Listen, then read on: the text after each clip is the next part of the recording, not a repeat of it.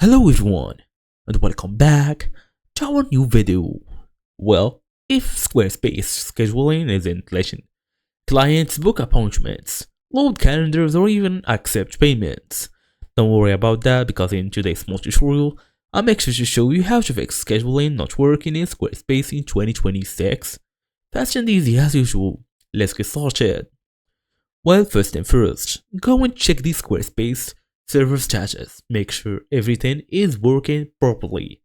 After this, we're gonna go all the way through Squarespace login. Just look for it on Bing or Google whatsoever. Use your email address and password to access the dashboard. Then we're gonna go through the settings. We have multiple options here. We have analytics, contacts, finance, and all of this. Go and check if scheduling is enabled.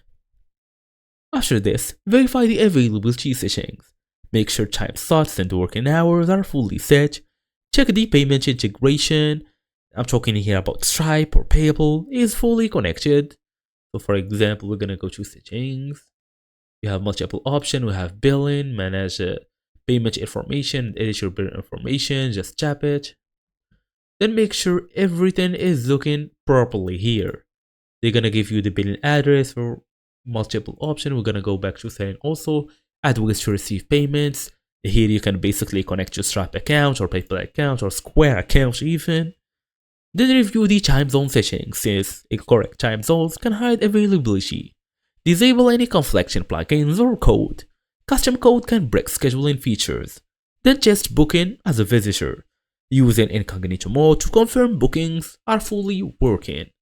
And that's basically it. So thank you all for watching, and I will see you all in the next video.